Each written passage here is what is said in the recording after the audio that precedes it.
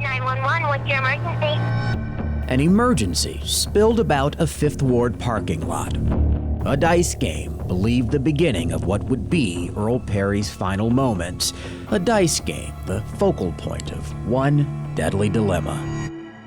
Mr. Burks, how are you? One for which Lamar Burks has done hard time. Nearly 19 years for murder. Convicted of a crime Burks says he didn't commit. Couldn't have committed, he insists. Did you at all even know Early Perry? No. Never seen the guy, never met him a day in my life. June 30th, 1997, the parking lot of T's Restaurant, the scene, the after-hours spot for food after a night out across Cavalcade Street at Mr. A's Club. That's where a group stopped by for a dice game, Earl Perry among them, and after a disagreement, bullets flew. Perry was shot 3 times, according to his autopsy, the fatal blow to the back. Where were you? Well, I was in Louisiana, en route to my sister's wedding. Burks's alibi hasn't changed since his first arrest, shortly after the killing, although prosecutors eventually dropped the charge after their sole witness said it was a case of mistaken identity. So how did they circle back to Burks? Seems a larger, more complex tale strings that together. Burks claims a crooked DEA agent locked him up.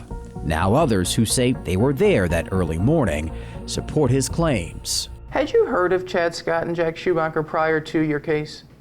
Sure, I mean, their names were in the street, you couldn't, especially in the hip-hop community.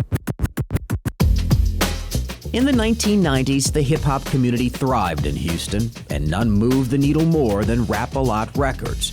Burks was right in the middle of it, with his own label. I started in 1992. One of the first groups I had was Insane Clan, and I had a group, Pluto, and a few more other acts.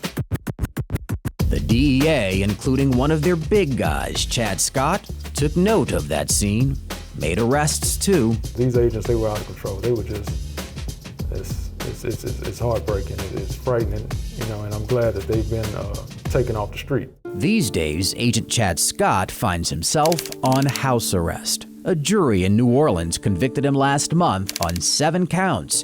Overall, corruption was the case prosecutors gave him. Perjury, obstruction of justice, falsifying government records. The allegations stem from Scott's work as a DEA agent north of New Orleans after he transferred out of the Houston area. And since federal investigators zeroed in on Scott, convicted felons have walked free. Prosecutors asking a judge to dismiss their charges, claiming Scott coerced witnesses into giving false testimony. As for Lamar Burks, the prosecution had 3 key witnesses. The first, who testified only to a grand jury, now says in a sworn statement Scott coerced him, resulting in Burks being recharged in 2000. They were pretty dangerous. The second, one of 2 gunmen on the scene that night. That night there, I never seen Lamar not one time. That's right, the second witness has flipped too. Clayton Brown was also convicted in Earl Perry's shooting death. Who pulled the trigger? I pulled the trigger, and Durbin pulled the trigger. Brown served 5 years, says he saw a commotion at T's, ran over to help his friend, Darravin. Actions Brown says he now regrets. When you say you fired your gun, why did you do that? Because this is my friend, this is a guy from the hood that I growed up with, and I felt like he was in harm's way and he was outnumbered. Now, in sworn testimony, Brown claims he provided a false statement, says he did so out of fear. After I heard this guy got locked up and was charged, so I was like, now it's the perfect time for us to tell the truth now. You know what I'm saying? We ain't got to worry about nobody trying to come kick our door in and kill us. Because they saying this guy, Chad Scott, this is what he was known for doing.